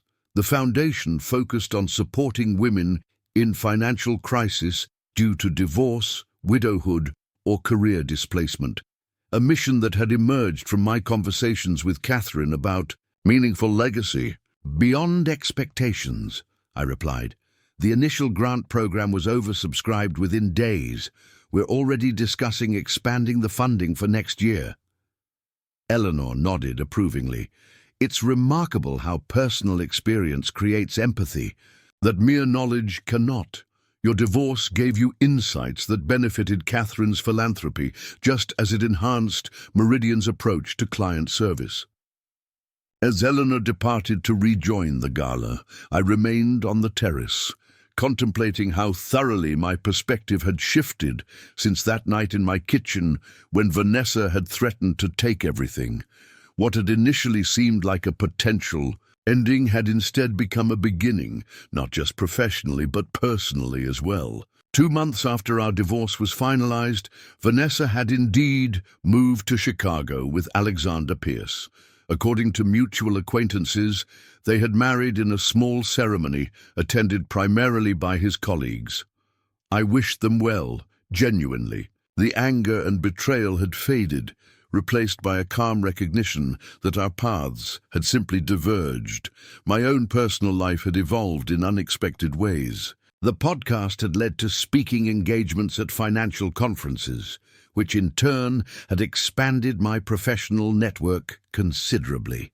At one such event in New York, I had reconnected with Rachel Matthews, a former college classmate who now headed research at a major investment firm. What began as professional collaboration on several podcast episodes had gradually evolved into a personal relationship built on shared interests and values. Unlike my whirlwind courtship with Vanessa, my relationship with Rachel developed deliberately, thoughtfully. We both carried lessons from previous relationships and approached our connection with awareness of what had and hadn't worked before. Rachel understood the demands of building a business because she had done so herself. I appreciated her independence and her ability to maintain perspective during challenges. My phone vibrated with a text from Rachel. Saw the announcement online. Congratulations on the award. We're still on for Nantucket this weekend. I smiled as I typed my reply. 6 months earlier, I had purchased a modest house on Nantucket, not Robert's grand property, but a comfortable cottage near the same harbor. It had become my retreat from Boston's intensity, a place where I could think clearly and reset. Increasingly, Rachel joined me there for weekends of beach walks, reading on the porch, and uninterrupted conversation. The evening wound down as guests gradually departed. Kyle approached as I prepared to leave, clapping me on the shoulder with characteristic enthusiasm. "We should probably return to the office and start working on next year's growth strategy," he joked. "No resting on laurels." I laughed. "Not tonight. Some celebrations deserve to be savored." Kyle's expression turned more serious. "You know, when Vanessa made that threat about taking everything, I was worried, not just about the company, but about you. I wondered if you'd retreat, become more cautious, or bitter." "A reasonable concern," I acknowledged. "Instead, you became more innovative, more connected to what matters." Kyle shook his head in wonder. "In trying to diminish you, she accidentally made you more of who you already were." His observation resonated deeply. The divorce had, indeed, stripped away pretense and peripheral concerns, leaving a clearer sense of purpose and value. The threat to Meridian had forced me to articulate why the company mattered beyond its monetary worth, a clarity that had subsequently shaped our growth and culture. The following morning, I arrived at Meridian's offices early, as was my habit. Our space had expanded to occupy 3 floors in the same building where we'd started with just a partial floor. The growth reflected not just our increased assets under management, but also our evolving service model, which now included dedicated meeting spaces for client workshops and educational events. As I passed through the reception area, I noticed a young woman waiting nervously, clutching a portfolio and checking her watch repeatedly. Melissa, now our client experience director, approached me discreetly. "That's Olivia Chen, here for the associate advisor interview. She's 45 minutes early." I studied the candidate with newfound interest. Arriving significantly early suggested either anxiety or exceptional eagerness, possibly both. Either way, it demonstrated how much the opportunity mattered to her. "I'll say hello," I decided, deviating from my path to approach her. Olivia stood immediately as I neared, recognizing me from Meridian's website or media coverage. "Mr. Mercer, I didn't expect to meet you today. I'm Olivia Chen. I have an interview at 9 with Ms. Reeves, but I wanted to allow extra time to find the building and prepare." "Please, it's Daniel," I replied, gesturing for her to sit as I took the adjacent chair. 45 minutes is definitely thorough preparation. What drew you to Meridian specifically?" She hesitated only briefly before answering with unexpected candor. "My parents divorced when I was in college. My mother had always left financial decisions to my father, and suddenly she was navigating investment choices and retirement planning alone. The advisor my father used treated her like she was financially illiterate rather than simply inexperienced. When I read about Meridian's approach to transition planning, I recognized what had been missing in my mother's experience: respect for the emotional component of financial decisions during major life changes. Her answer revealed both personal motivation and professional insight, a combination I'd come to value highly when building our team. "How did your mother's situation resolve?" I asked, genuinely interested. "I was studying finance at Boston University," Olivia explained. "I started attending her advisor meetings, translating the jargon, asking the questions she was afraid would sound uninformed. Eventually, she found a different advisor who actually listened. That experience shaped my approach to client service in every role I've held since." By the time Sophia arrived to conduct the formal interview, I had formed a strong, positive impression of Olivia. Later that day, When Sophia recommended offering her a position, I agreed enthusiastically. Olivia's personal connection to our mission exemplified what we increasingly sought in team members, not just technical competence, but emotional intelligence and authentic commitment to our client-centered approach. That weekend, as promised, I flew to Nantucket with Rachel. The island had transformed since my first visit to Robert's home a year earlier. The summer crowds had departed, leaving behind peaceful beaches and uncrowded restaurants. A light breeze carried the scent of salt water and approaching autumn. As we walked along the shoreline Saturday morning, "You're quieter than usual," Rachel observed. "Still processing the award?" "Partly that," I admitted, "but also thinking about cycles of creation and renewal, how endings create space for beginnings." Rachel nodded thoughtfully. She understood these patterns from her own life: a brief early marriage that had ended amicably, a career shift from academia to investment research, her recent decision to write a book on women's financial independence. "Your divorce could have been just an ending," she noted. "Instead, you transformed it into a catalyst for creation." "Not immediately," I acknowledged. "At first, I was purely in protection mode, defending what existed rather than envisioning what could be." The shift happened gradually. We walked in comfortable silence for a while, the rhythm of waves against the shore providing a soothing backdrop to my thoughts. Eventually, Rachel spoke again. "What do you think enabled that shift from protection to creation?" I considered the question carefully, wanting to articulate something I'd been reflecting on for months. Recognizing that what matters most can't actually be taken from you. Vanessa threatened to take everything I'd built, which initially filled me with fear. But gradually I realized that my most valuable assets weren't on any balance sheet. My knowledge, relationships, work ethic, reputation, ability to solve problems creatively. Once I understood that these core assets were secure, I could move from defense to offense, so to speak. Rachel squeezed my hand gently. "That's the paradox, isn't it? Sometimes you need to be threatened with losing everything to discover what everything actually means." Her insight captured perfectly the journey of the past 18 months. What had begun as a desperate effort to protect Meridian from Vanessa's threats had evolved into a profound reassessment of value, both professional and personal. That evening, as we sat on the cottage porch, watching the sunset paint the harbor, in golden light, my phone buzzed with an email notification. The sender's name caught my attention immediately: Vanessa Wilson Pierce.